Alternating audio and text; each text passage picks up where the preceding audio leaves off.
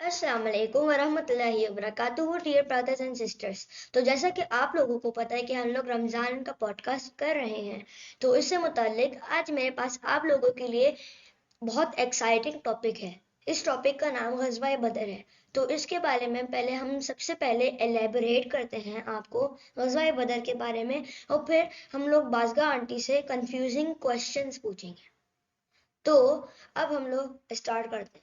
तो ग़ज़वा बदर जो है, ये सबसे पहली बैटल थी जिसका अंदर अबू सुफियान जो कैरावान जो थी ना, उस वक्त ऊंट जो बहुत सारे होते थे उन पर लाद के बहुत सारे सामान लेकर दूसरे कंट्रीज में जाया करते थे लोग, और उससे तिजारत किया करते थे। तो तिजारत कहा जाता था सेलिंग को, मतलब सेल किया करते थे उससे, फिर पैसे कमाते थे, फिर पैसे और कुछ चीजें वहां से खरीद कर लेकर जाया करते थे जिससे उनको बहुत ज्यादा फायदा होता था। तो उसको कहते हैं तिजारत। तो वही अबू सुफियान भी बहुत करता था। तो आज इस मर्तबा अबू सुफियान बहुत सारे ऊंटों के साथ और अपने लोगों के साथ तिजारत पर शाम गया। अब शाम में उसने बहुत सी चीजें बेची, और चीजें बेचने के बाद और पैसे कमाने के बाद और वहां से चीजें चीजें खरीदने के बाद कुछ वो वापस लौट गया। तो अब होता ये था कि जब हमारे प्यारे नबी ने हिजरत मदीना नहीं की थी और जब वो वहीं थे, तब भी जब ये लोग तिजारत के लिए जाया करते थे कुरैश वाले, तो वो मदीना के करीब से ही आसपास से के इलाके से गुजर के जाया करते थे।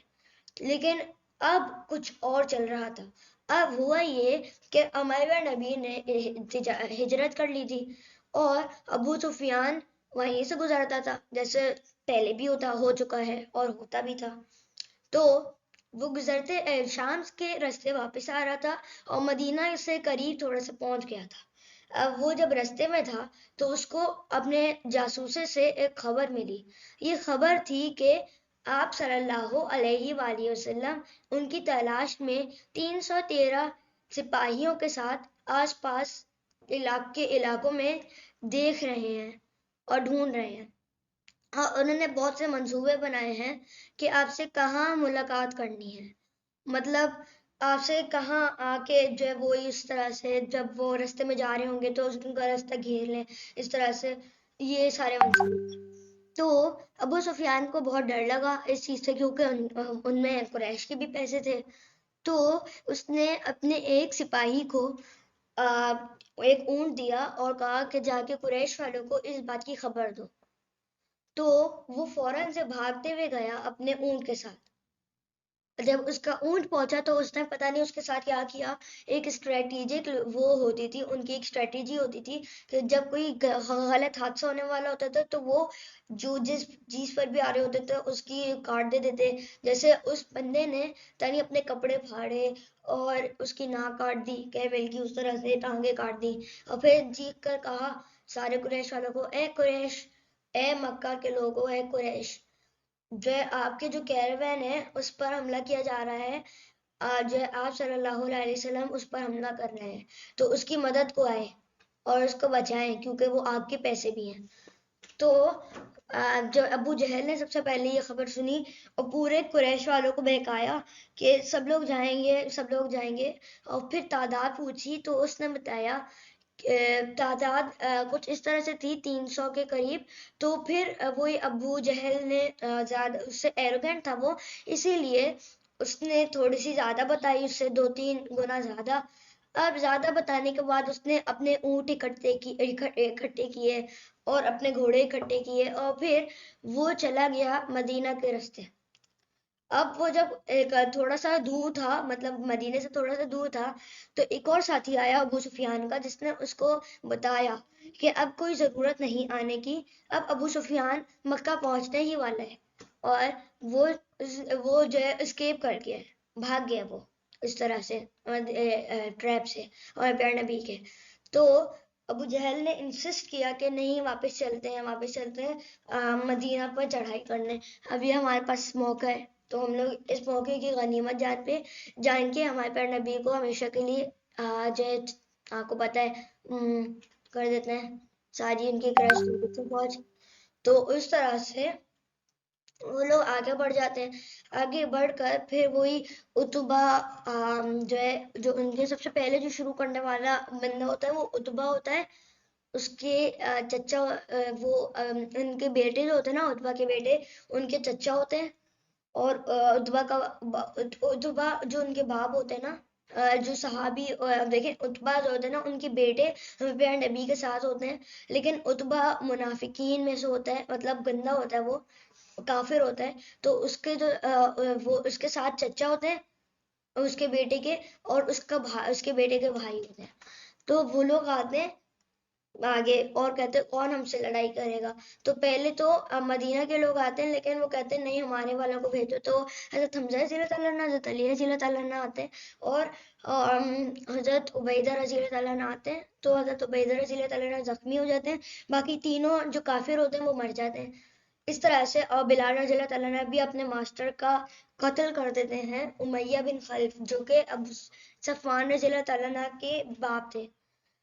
تو یہ میں نے ہم لوگوں کو شارٹ اس کی سٹوری سنائی، جو کہ ریئلٹی بیسڈ ہے، جس میں یہ ساری چیزیں ہو چکی ہیں. تو آئے ہم لوگ پہلے سلام کہتے ہیں بازگاہ آنٹی کو.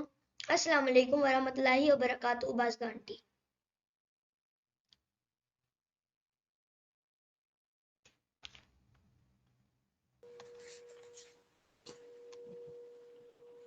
وعلیکم السلام سالار، آپ کیسے ہیں؟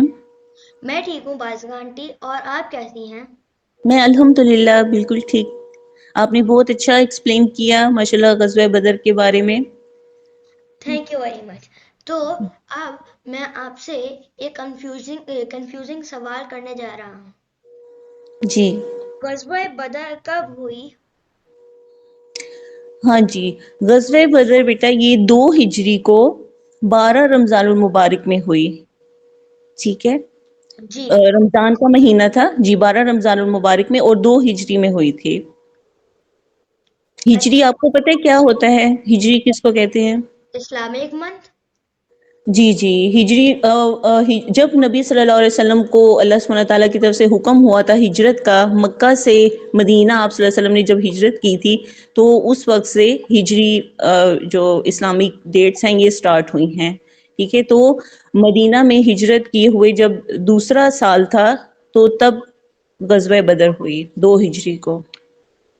اچھا، تو غزوہ بدر کا کیا ریزن تھا؟ ہاں جی، غزوہ بدر کے پیچھے بیٹا بہت ساری ریزنز تھے.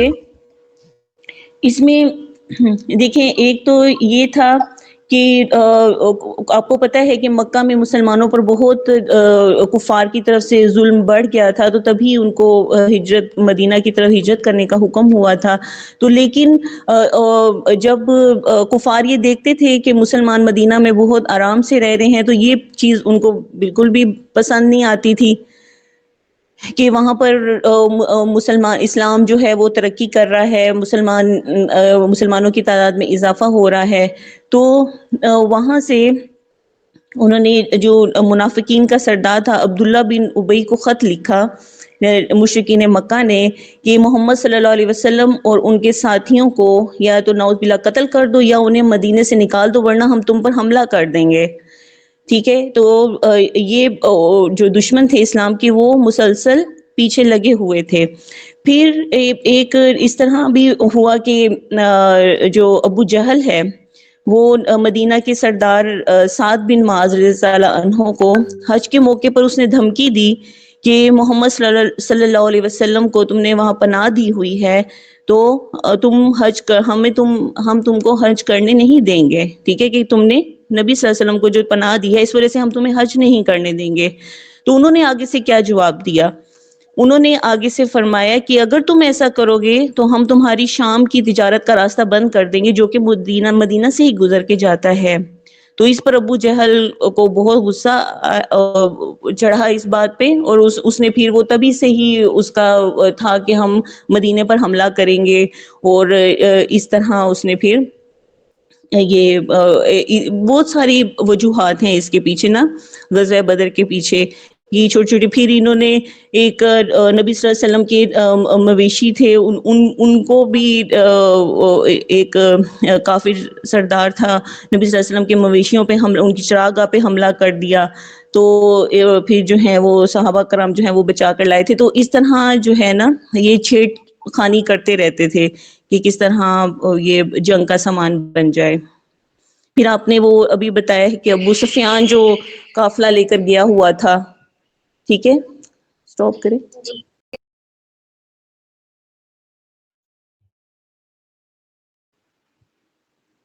جی, تو کسی نے یہ افواہ پھیلا دی کہ یہ مسلمان قافلہ لوٹنا چاہتے ہیں, تو یہ خبر سن کر ابو سفیان بہت پریشان ہوا, اور اس نے پھر اپنی امداد کی خاطر جو ہے ایک قاصد یعنی کہ ایک بندہ جو ہے مکہ روانہ کیا کہ مسلمان ہم پر حملہ کرنے والے ہیں تو ہماری مدد کو پہنچے. تو پھر 1000 کا لشکر لے کر تو یہ پھر ابو جہل اور عتبہ بن ربیعہ, یہ عتبہ بن ربیعہ جو تھا یہ سپہ سالار تھا لشکر کا, اور ابو جہل کی قیادت میں جو ہے یہ 1000 کا لشکر لے کر ادھر مدینہ کی طرف روانہ ہوئے. جی جی. اس میں پھر نبی صلی اللہ علیہ وسلم اور صحابہ کرام, نبی صلی اللہ علیہ وسلم نے پھر صحابہ کرام سے مشورہ کیا.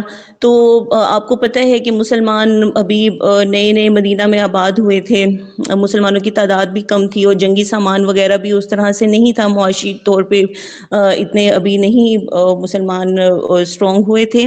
تو لیکن ایمان کا جذبہ بہت زیادہ تھا. تو پھر جب پتہ چلا کہ کفار جو ہیں وہ حملے کے لیے آ رہے ہیں, تو پھر نبی صلی اللہ علیہ وسلم 313 مسلمانوں کو لے کر, جس میں کہ 60 مہاجرین تھے اور باقی انصار تھے, تو یہ اور ان کو لے کر پھر وہ بدر کے مقام پر پہنچے.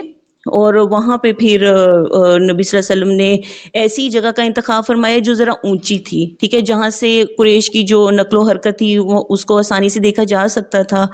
اور اللہ کے نبی صلی اللہ علیہ وسلم نے دعا فرمائی کہ اللہ تعالیٰ آپ نے جو وعدہ کیا ہے اسے پورا کریں, کہ اگر آج یہ چند بندے بھی مٹ گئے تو پھر قیامت تک تیری عبادت کرنے والا کوئی نہ ہوگا.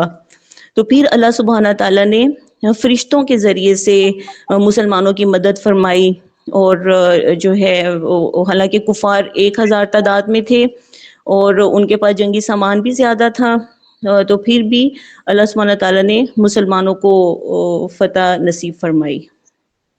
جی.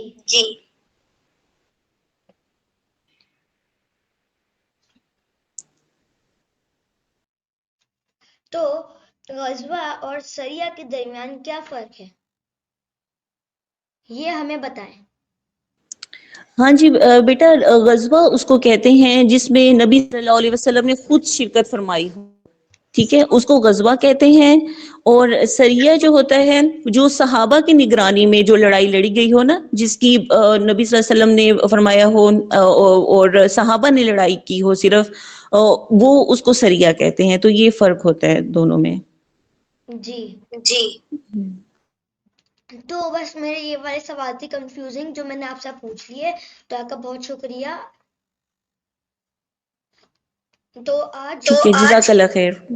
جی, تو آج ہم لوگوں نے ڈیئر برادرز اینڈ سسٹرز غزوہ کے بارے میں پڑھا, اور اس میں اسپیشلی ہم نے غزوہ بدر کے بارے میں نالج انفارمیشن حاصل کی, اور آئی ہوپ سو کہ آپ لوگوں کو سب کچھ سمجھ آ گیا ہو غزوہ بدر سے متعلق اور غزوہ اور سریہ کے درمیان فرق کرنے کے بارے میں.